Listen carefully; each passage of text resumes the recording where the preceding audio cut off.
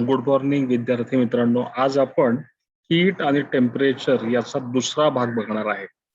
मागच्या तासाला आपण बघितलं की उष्णता हा एक ऊर्जेचा प्रकार आहे आणि तापमान हे एक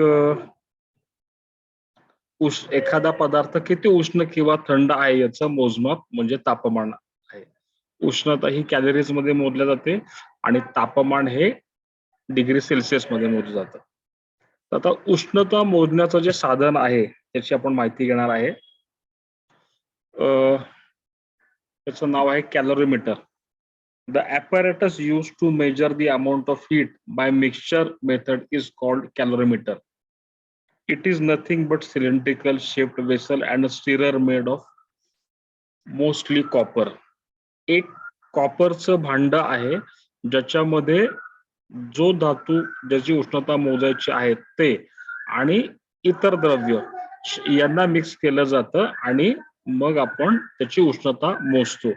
तर कॅलरीमीटर हे एक भांड आहे ज्याच्यामध्ये स्टिरर किंवा चमचा आहे, थर्मोमीटर आहे आणि जे भाग आपल्या ज्याची उष्णता मोजायचं आहे ते आपण या कॅलरीमीटर या भांड्यामध्ये टाकतो. त्याच्यानंतर पदार्थाची उष्णता ही भांड्याला मिळत असते आणि पदार्थाची उष्णता अधिक भांड्याची उष्णता, पदार्थाने गमावलेली उष्णता हीच कॅलरीमीटरने कमावलेली उष्णता, या तत्वावर आपण उष्णता किती आहे हे कॅलरीज मध्ये काढत असतो.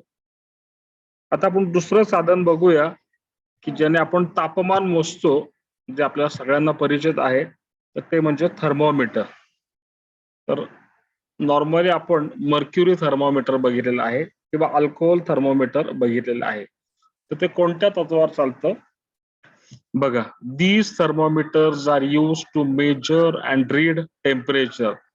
दे are based on the principle that liquids and solids expand when they are subjected to heat. Mercury and alcohol expand uniformly. We can measure up to 300 degrees Celsius. ज्या वेळेस उष्णता लिक्विडला मिळते त्यावेळेस त्यांची प्रसरण पावतो, ते एक्सपांड होतात. या तत्वावर अल्कोहोल आणि मर्क्युरी थर्मोमीटर चालतं. जो भाग ज्याची उष्णता आपल्याला मोजायची आहे अशा संपर्कात थर्मोमीटर येतो किंवा स्पर्श करतो, त्याच्यानंतर अल्कोहोल किंवा मर्क्युरी यांचं एक्सपान्शन होतं आणि त्याचं जेवढं एक्सपान्शन आहे तेवढं उष्णता त्या पदार्थाची आहे. अशा पद्धतीने आपण उष्णता मोजत असतो. तर मर्क्युरी थर्मोमीटर किंवा अल्कोहोल थर्मोमीटर हे 300 डिग्री सेल्सिअस पर्यंतच मोजता येतं. 300 डिग्री सेल्सिअस त्याची मर्यादा आहे. 300 डिग्री सेल्सिअसच्या पुढे आपण दुसरं थर्मोमीटर वापरतो, त्याला म्हटलेलं आहे bimetallic thermometer. Bimetallic thermometer आकृतीमध्ये दाखवलंय बघा की वर एक पॉइंटर आहे आणि खाली बाय मेटॅलिक म्हणजे दोन वेगवेगळ्या धातूंच्या पट्ट्या आहेत. या पट्ट्या वेगवेगळ्या धातूंच्या असल्या कारणाने त्यांचा कोएफिशियंट ऑफ एक्सपान्शन म्हणजे ज्यावेळेस उष्णता मिळते तेव्हा त्या दोघांचा प्रसरण पावण्याचा जे प्रमाण आहे ते वेगवेगळं आहे. त्याच्यामुळं या पट्ट्या जेव्हा उष्णता मिळते तेव्हा त्या ट्विस्ट होतात, म्हणजे बेंड होतात किंवा कर्व, पिळ्यासारखा त्यांचा कर्व येतो आणि त्याचा जेवढा पिळा आहे त्या प्रमाणामध्ये तापमानातील वाढ आहे. अशा पद्धतीनं बायोमेटॅलिक थर्मामीटर चालतो, ज्याच्यामध्ये दोन वेगवेगळ्या धातूंच्या पट्ट्या वापरलेल्या आहेत. त्या धातूंचा कोएफिशियंट ऑफ एक्सपान्शन हा वेगळा असल्या कारणाने या पट्ट्या बेंड होतात. जेवढा त्यांचा बेंड किंवा जेवढा त्यांचा कर्व आहे, जेवढा त्यांचा पिळा आहे त्या प्रमाणात उष्णता ही असते. त्याचं कॅलिब्रेशन, त्याचं प्रमाण हे त्या थर्मोमीटरच्या डायल रीडिंगवर केलेलं असतं. तिसरं आपण थर्मोमीटर बघणार आहे, त्याला आपण म्हणतो पायरोमीटर. ज्या वेळेस 600 डिग्री किंवा 1600 डिग्री पर्यंतचं तापमान मोजायचं असेल तर तेव्हा आपण थर्मो इलेक्ट्रिक पायरोमीटर वापरतो. आता इथे दाखवूया थर्मो इलेक्ट्रिक पायरोमीटर. तर थर्मो इलेक्ट्रिक पायरोमीटर याचा अर्थ काय की की ज्यावेळेस दोन वेगवेगळ्या धातूंना एका उष्णता दिली जाते, दोन वेगवेगळ्या धातूंना उष्णता दिली जाते, परंतु या दोन वेगवेगळ्या धातू एका पॉइंटला जोडलेल्या आहेत, एका बिंदूला जोडलेले आहेत सोल्डरनी, आणि त्याच्यामुळे दोन धातूंना जरी वेगळी उष्णता मिळाली आणि ते जरी जॉईंट एका सोल्डरने केले असेल तरी धातूंचं कोएफिशियंट ऑफ एक्सपान्शन वेगळं असल्या कारणाने त्याच्यामध्ये व्होल्टेज निर्माण होतो, त्याच्यामध्ये ईएमएफ निर्माण होतो, आणि त्याचं जे काही व्होल्टेज निर्माण होतं ते किती प्रमाण आहे त्या प्रमाणानुसार पदार्थाची उष्णता किती आहे हे आपण बघत असतो. इथं त्यांनी एक उदाहरण दिलेलं आहे की कॉपर आणि कॉन्स्टंट असे दोन धातू मी सोल्डरने जोडलेले आहेत, आणि त्याच्या मधून जे काही पायरोमीटर तयार होतं तर त्या पायरोमीटरनी आपण जो काही या दोन धातूंच्या जॉईंटवर जर मी उष्णता पाठवली तर या दोन धातूंमध्ये व्होल्टेज किंवा पोटेन्शियल डिफरन्स किंवा इलेक्ट्रिसिटी तयार होते, आणि त्यांचा जो काही व्होल्टेजचा फरक आहे तो आपण ॲमीटरने इथे मोजतो, आणि त्या ॲमीटरला कॅलिब्रेट केलं असतं. ज्या प्रमाणात व्होल्टेजचा फरक आहे तेवढा हा टेम्परेचर मधील वाढ किंवा बदल असतो. तर अशा पद्धतीनं पायरोमीटर मध्ये जर कॉपर आणि कॉन्स्टंट वापरला तर 600 डिग्री पर्यंतच्या तापमानाला आपण हे पायरोमीटर वापरतो, आणि प्लॅटिनियम आणि रोडियम हे दोन वेगवेगळे धातू घेऊन त्यांना सोल्डरिंग केलं आणि त्यांचं पोटेन्शियल डिफरन्स किंवा व्होल्टेज मोजला तर 1600 डिग्री पर्यंत तापमान आपण या पायरोमीटरने मोजू शकतो. तर कॉपर आणि कॉन्स्टंटने 600 डिग्री आणि प्लॅटिनियम आणि रोडियमने 1600 डिग्री. परंतु आता 1600 डिग्रीच्या पुढे जर तापमान असेल तर अशा वेळेस हा धातू प्रचंड उष्ण असतो, किंवा 2000 डिग्रीच्या नंतर बऱ्याचशा धातूंचं मेल्टिंग पॉइंट, धातू मेल्ट होतात. अशा वेळेस आपण या धातूंचं रेडिएशन किंवा त्याची धग घेतो. आपण रेडिएशन म्हणजे काय आहे मागच्या याला बघितलं की आपण पुढे बघू. तर रेडिएशन म्हणजे काय, तर कोणतेही माध्यम नसताना सुद्धा आपल्याला उष्णता मिळते. तर अशा 3000 डिग्री पर्यंतच्या जे धातू, 3000 डिग्री जर एखाद्या धातूचं तापमान असेल तर असं तापमान मोजण्यासाठी आपण रेडिएशन पायरोमीटरचा वापर करतो. रेडिएशन म्हणजे कोणतेही माध्यम नसताना उष्णतेचे वहन. या कोणतेही माध्यम नसताना जे उष्णतेचे वहन होतं ते एका लेन्समधून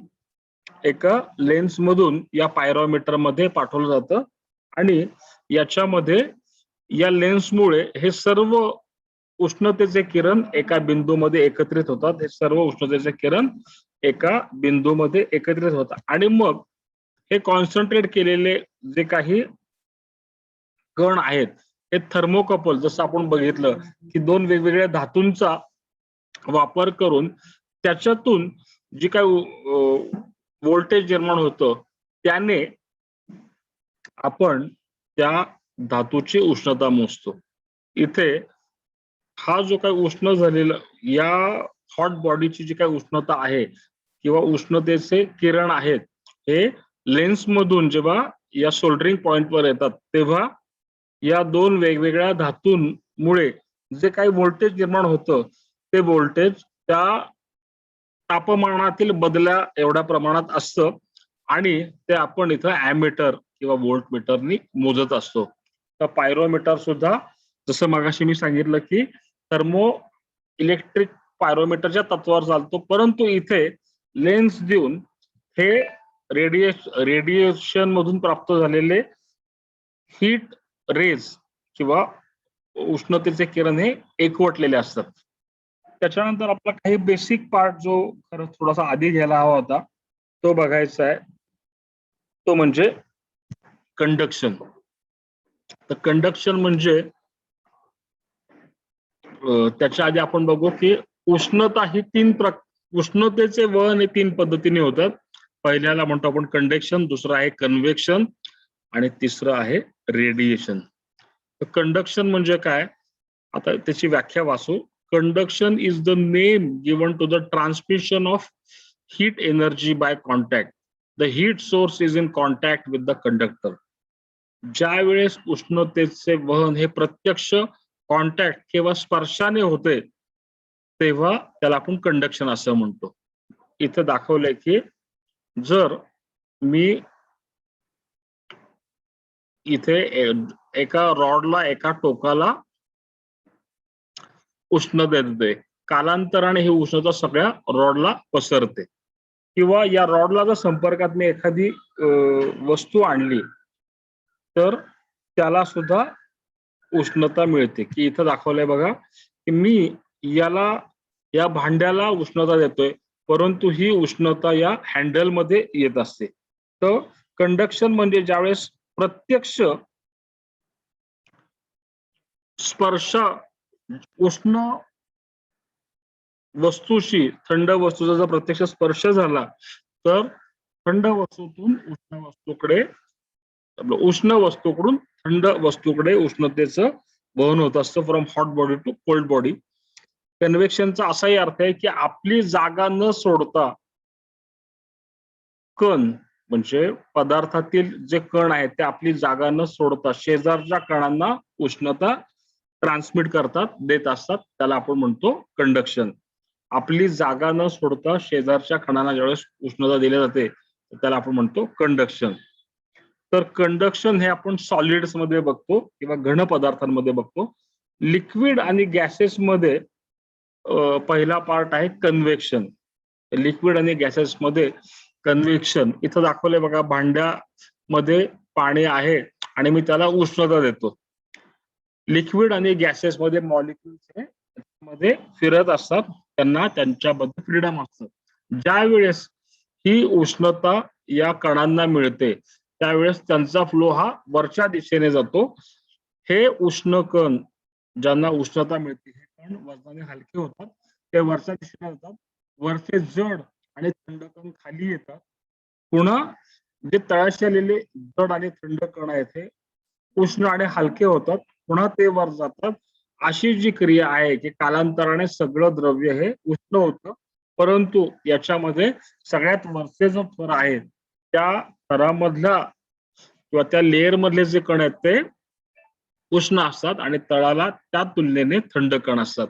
अशा पद्धतीचं जे वहन आहे त्याला आपण कन्व्हेक्शन म्हणतो. आपण व्याख्या बघूया. Convection is the name given to the transmission of energy by upward flow. वरच्या दिशेने ज्यावेळेस उष्णतेचे वहन होतं तर त्याला आपण कन्व्हेक्शन म्हणतो. When heated the fluid becomes less dense and because of its mobility there is transmission of energy from lower part to upper part. म्हणजे अशा काय दिलंय की ज्यावेळेस उष्णता कन्व्हेक्शन मध्ये ही उष्णता वरच्या भागाला फ्लो होत असते, प्रवाहित होत असते, आणि उष्णता दिल्यानंतर त्यांची घनता कमी होते आणि ते हलके होऊन त्यांच्यामध्ये मोबिलिटी किंवा चंचलता येते आणि हलके कण हे वर जातात. तिसरं आपण पार्ट बघणार आहे ते म्हणजे रेडिएशन. इथं आपण बघू की थंडीमध्ये आपण जे लाकूड आहे त्या लाकडांची शेकोटी करतो आणि उष्णतेची धग घेत असतो. तर अशा पद्धतीचं जे काही उष्णता आपण घेत असतो ज्याच्यामध्ये कोणतंही माध्यम नाही त्याला रेडिएशन असं म्हणतात. तर सूर्य हा सगळ्यात मोठा असा सोर्स आहे उष्णतेचा की ज्याची उष्णता आपण रेडिएशनच्या माध्यमातून घेतो. कोणतंही माध्यम नसताना सुद्धा आपल्याला सूर्याची उष्णता मिळते. अशा रेडिएशनला इन्फ्रारेड असं म्हटलेलं आहे. इथं दिलेली व्याख्या, हीट इज रेडिएटेड और transmitted from one object to other in space without actually being in contact. Heat is radiated और transmitted from one object to the other in space without actually being in contact. उष्णता ही एका वस्तूतून दुसऱ्या वस्तूमध्ये space मध्ये कोणतेही माध्यम नसताना प्रवाहित होते किंवा वाहते, प्रत्यक्षात स्पर्श न होता. हे इलेक्ट्रोमॅग्नेटिक वेव्हमुळे होतं, हे इलेक्ट्रोमॅग्नेटिक लहरींमुळे होतं. या रेडिएशनला इन्फ्रारेड असं म्हणतात. रेडिएशन म्हणजे कोणतंही माध्यम नसतं. आपल्याला उदाहरण आहे की सूर्याची उष्णता ही स्पेस किंवा कोणतेही माध्यम नसताना आपल्या पृथ्वीवर येत असते. तर आपण इथे एक उदाहरण बघतो की कंडेक्शन म्हणजे धातूंमध्ये किंवा स्पर्शामुळे किंवा सॉलिड्स मध्ये होणारं वहन. कन्व्हेक्शन म्हणजे लिक्विड आणि गॅसेस मध्ये होणारं वहन. आणि रेडिएशन म्हणजे कोणतंही माध्यम नसताना उष्णतेचं झालेलं वहन. आता उष्णतेचे आपण परिणाम किंवा इफेक्ट बघितले तर त्याचा आपण थोडासा अभ्यास करणार आहे. इथे दाखवलंय की एल हा जर पदार्थाची लांबी आहे, एल L0 ही पदार्थाची मूळ लांबी आहे आणि या पदार्थाला मी उष्णता दिली तर या पदार्थाची लांबी वाढते. ज्या वेळेस पदार्थाला आपण उष्णता देतो आणि त्याच्या लांबीत वाढ होते तर अशा उष्णतेला, अशा कन्सेप्टला, अशा फेनोमेननला लिनियर एक्सपान्शन असं म्हणतात. अशा तत्वाला लिनियर एक्सपान्शन असं म्हणतात. ज्यावेळेस पदार्थाला उष्णता दिली जाते तेव्हा त्याच्या लांबीत वाढ होते तर त्याला आपण लिनियर एक्सपान्शन असं म्हणतो. तर हे लिनियर एक्सपान्शन धातू, लांबी आणि तापमानातील बदल याच्यावर ठरतं. धातू, लांबी आणि तापमानातील बदल याच्यावर ठरतं. तर त्याचं पहिलं उदाहरण आहे coefficient of linear expansion. Coefficient of linear expansion पदार्थाचं लांबीतील बदल भागिले मूळ लांबी भागिले तापमानातील बदल या रेशोला, या गुणोत्तराला कोइफिशियंट ऑफ लिनियर एक्सपान्शन असं म्हणतात. अल्फा, अल्फा म्हणजे किती प्रमाणामध्ये लांबीतील वाढ झालेली आहे हा एक गुणोत्तर आहे. लांबीतील वाढ किंवा लांबीतील बदल भागिले मूळ लांबी आणि भागिले तापमानातील बदल या गुणोत्तराला कोएफिशियंट ऑफ लिनियर एक्सपान्शन असं म्हणतात. त्याच पद्धतीने आपण दुसरी कन्सेप्ट बघणार आहे की ज्यावेळेस पदार्थातला उष्णता दिल्यानंतर त्याचा क्षेत्रफळ बदल होतो तर त्याला आपण म्हणतो सुपरफिशियल एक्सपान्शन. ज्यावेळेस एखाद्या घन पदार्थाला उष्णता देतो आणि त्याच्या क्षेत्रफळामध्ये वाढ होते तेव्हा अशा फेनॉमेननला, अशा तत्वाला सुपरफिशियल एक्सपान्शन असं म्हणतात. क्षेत्रफळाची वाढ भागिले मूळ क्षेत्रफळ आणि भागिले तापमानातील वाढ या गुणोत्तराला कोएफिशियंट ऑफ सुपरफिशियल एक्सपान्शन म्हणतात. क्षेत्रफळाची वाढ भागिले मूळ क्षेत्रफळ आणि भागिले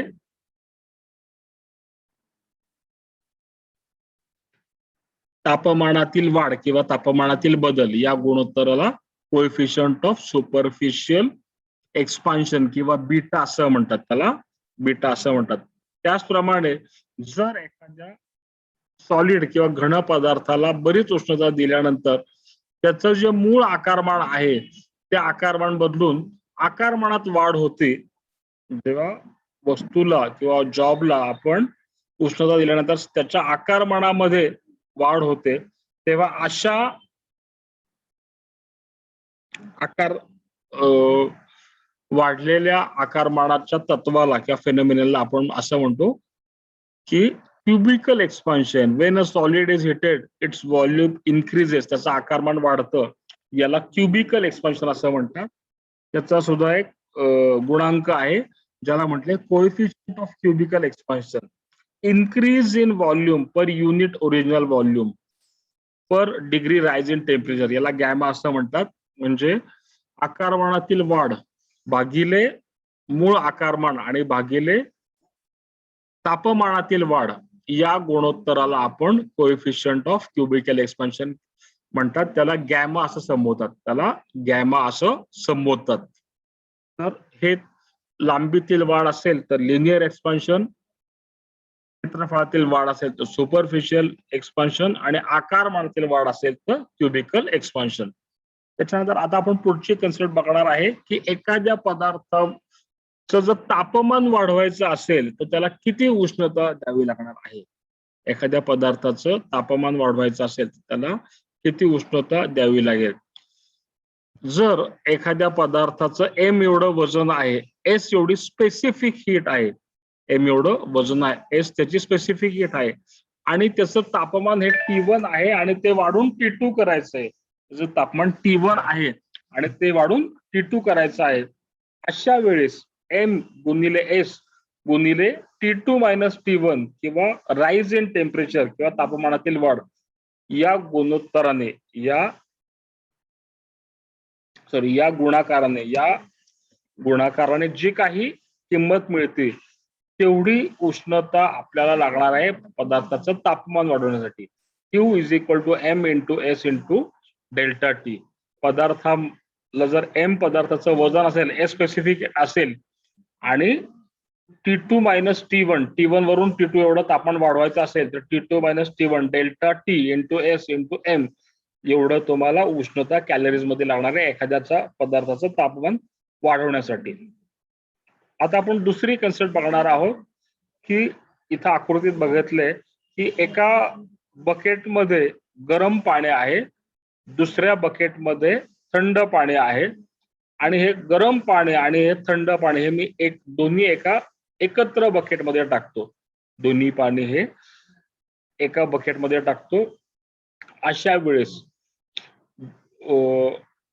ज्या वेळेस एक थंड पाणी आणि गरम पाणी एकत्र केलं जातं तेव्हा मिक्सिंग ऑफ हीट होतं किंवा एक्सचेंज ऑफ हीट होतं. उष्णतेची आदला बदल होते. गरम पाण्यातील उष्णता ही गरम पाणी आपली उष्णता गमावतो आणि थंड पाणी आपल्याकडे उष्णता घेतो किंवा कमावतो जोपर्यंत या मिक्सचरचं जे काही उष्णता आहे ही सारखी होते. जेव्हा या दोन्ही मिक्स केलेल्या एकत्रित मिक्सचरची उष्णता ही सारखी होते. म्हणजे मिक्सिंग ऑफ हीट मध्ये तत्व असं आहे की ज्यावेळेस थंड पाणी आणि गरम पाणी आपण एकत्र करतो तेव्हा गरम पाणी उष्णता ही गमावतो, थंड पाणी कमावतो, मात्र मिक्सरचं एकत्रित तापमान हे एकसारखं राहतं. म्हणजे गरम पाणी आणि थंड पाणी मिळून कोमट पाणी तयार होतं. तर त्याचं तत्व आपण बघू की when there is an exchange of temperatures, जेव्हा उष्णतेची तापमानांची आदला बदल होते, there is an exchange in the amount of heat, तेव्हा उष्णतेची सुद्धा एक्सचेंज आदला बदल होते. Hotter bodies involve with cold substances, म्हणजे उष्ण पदार्थ हा थंड पदार्थाच्या संपर्कात येतो आणि हीट ट्रान्सफर होते. हीट फ्लोज फ्रॉम, हीट ही उष्णतेकडून थंडतेकडे ट्रान्सफर होते जोपर्यंत मिक्सचरचं तापमान हे सारखं येते. म्हणजे उष्ण पदार्थातून थंड पदार्थाकडे उष्णता प्रवाहित कुठपर्यंत होते, जोपर्यंत उष्णता ही सारखी होते. दोघांची उष्णता ही सारखी, दोघांचं तापमान हे सारखं होतं. इथं आपल्याला एक सूत्र आहे, या सूत्राप्रमाणे आपल्याला गणित सोडवायची, तर ते या तत्वावर आहे की इथं दिलेले heat loss by the bodies at higher temperature, उष्ण पदार्थाने गमावलेली उष्णता बरोबर heat gained by the body at lower temperature बरोबर उष्णता ही थंड पदार्थांनी कमावलेली उष्णता. आणि या दोघांचं जे काही एकत्रित उष्णता ही सारखी, दोघांचं तापमान सारखं येईल तोपर्यंत या उष्णतेची आदलाबदल होणार आहे. इथं दिलेले की जर एखाद्या गरम पदार्थाची उष्णता M1S1T1 आहे, M1S1T1 ही पहिल्या पदार्थाची उष्णता आहे, M2S2T2 ही दुसऱ्या पदार्थाची उष्णता आहे, तर M1S1 प्लस M2S2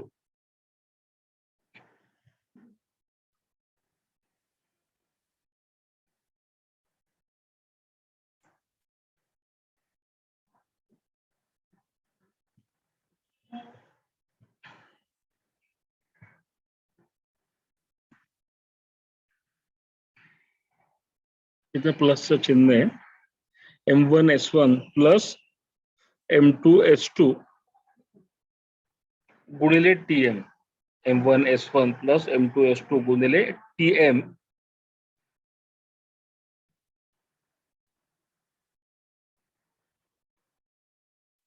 या तत्वावर मिक्सिंग ऑफ हीट चालतं. म्हणजे दोन्ही एकत्रित पदार्थांचं TM हे तापमान हे सारखं होणार आहे. आता आपण तिसरा पार्ट बघणार आहे की मेकॅनिकल इक्विव्हॅलंट ऑफ हीट. उष्णतेमुळे कार्य होतं. तर मेकॅनिकल स्वरूपामध्ये उष्णता ही किती कार्य करते हे आपण जूल्स मध्ये घेत असतो.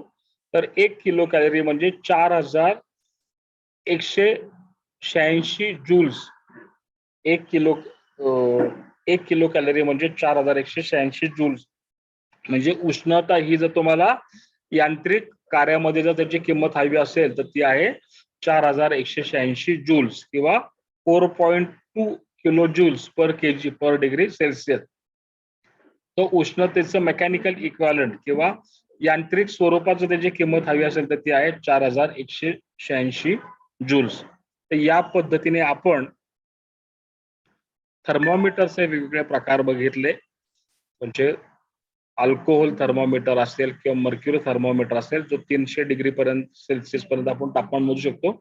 दुसरं आपण बघितलं बाय मेटॅलिक थर्मोमीटर, ज्याच्याने आपण 300 डिग्री पर्यंतच तापमान मोजू शकतो. 600 डिग्री ते 1600 डिग्री पर्यंत आपण पायरोमीटरचा उपयोग करून तापमान मोजू शकतो. 3000 डिग्री सेल्सिअस पर्यंतच्या तापमानासाठी आपण रेडिएशन पॅरामीटरचा वापर करतो. कॅलरीमीटर या वस्तूने आपण उष्णता याचे मोजमाप करत असतो. कंडक्शन म्हणजे ज्यावेळेस सॉलिड पदार्थांमधून उष्णता वाहते तर आपण कंडक्शन म्हणतो. त्यावेळेस लिक्विड आणि गॅसेस मध्ये वरच्या भागामध्ये उष्णता प्रवाहित होते त्याला कन्व्हेक्शन असं म्हणतात. आणि ज्यावेळेस कोणतंही माध्यम नसताना उष्णतेचे वहन होतं, जसं सूर्याची प्रकाशकिरण आपल्यापर्यंत स्पेस मधून कोणतेही माध्यम नसताना येतात, त्याला रेडिएशन असं म्हटलं जातं. याच्यानंतर आपण बघितलं की कोएफिशियंट ऑफ लिनियर एक्सपान्शन. उष्णतेमुळे लांबीतील वाढ आहे त्याला आपण लिनियर एक्सपान्शन म्हणतो. उष्णतेमुळे क्षेत्रफळाची वाढ आहे त्याला सुपरफिशियल एक्सपान्शन म्हणतो. उष्णतेमुळे आकारमानाची वाढ आहे त्याला आपण क्युबिकल एक्सपान्शन म्हणतो. त्याच्यानंतर एखाद्या पदार्थाला उष्णता किती द्यायची आहे ते Q is equal to M into S into delta T. M पदार्थाचं वस्तुमान, S त्याची स्पेसिफिक हीट आणि T म्हणजे तापमानातील वाढ. या तत्वानुसार आपल्याला किती उष्णता लागणार आहे हे काढू शकतो. आणि शेवटी आपण बघितलं की मिक्सचरचं तत्व. एखाद्या दोन पदार्थ जर मी एकत्र केले तर जास्त उष्ण असलेल्या पदार्थाकडून थंड पदार्थाकडे उष्णता प्रवाहित होते आणि मिक्सचरचं तापमान एकसारखं होईपर्यंत प्रवाह हा सारखा असतो. तर अशा पद्धतीने आपण उष्णतेचा दुसरा टॉपिक पूर्ण केलेला आहे. मला असं वाटतंय उष्णतेचा दुसरा टॉपिक हा तुम्ही लिहायला घ्यायचा आहे आणि याच्यानंतर उष्णतेवर आधारित जी गणित आहेत ते आपण घेणार आहे. धन्यवाद आणि गुड डे.